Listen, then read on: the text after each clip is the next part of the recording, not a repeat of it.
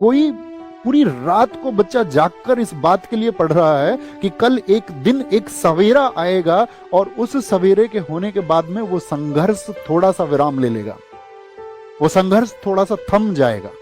लेकिन जब उसके पास ये खबरें पहुंचती हैं तो उसका विश्वास टूटता है, उसका रातों को जाग कर के जो मेहनत करना था वो एकदम से खत्म हो जाता है और वह इस सिस्टम के सामने हार मान लेता है।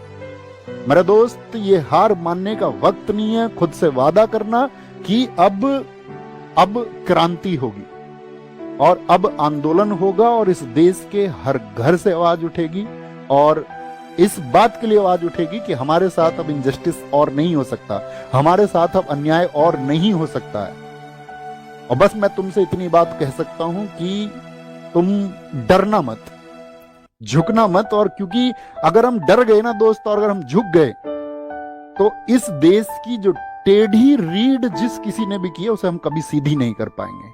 और ये छात्र वर्ग, ये जवान वर्ग जो इस देश की नेताओं के द्वारा जो या सिस्टम के द्वारा या खराब अधिकारियों के द्वारा, भ्रष्ट अधिकारियों के द्वारा जो टेढ़ी रीढ़ की जा रही है उसको हम सीधा करेंगे और मिलकर करेंगे। मैं व्यक्तिगत तौर पे कहूं कि मेरा जीवन तुम सबकी वजह से है। अगर अपना जीवन भी कुर्बान करना पड़ेगा इस व्यवस्था में बदलाव करने के लिए तो हम कर देंगे और बेझिझक कर देंगे, बिना किसी संकोच के, बिना डरे, बिना झुके कर देंगे। तो ये एक मोमेंट होगा। हम आपको बता चुके हैं 31 को टीचर्स की मीटिंग होगी आपस में। सब टीचर्स आपस में डिसाइड करेंगे कि कैसे एक परफेक्ट वे पर चलना है ताकि आपकी चीजों में जो आवश्यक सुधार होने चाहिए वो कैसे किए जाएंगे।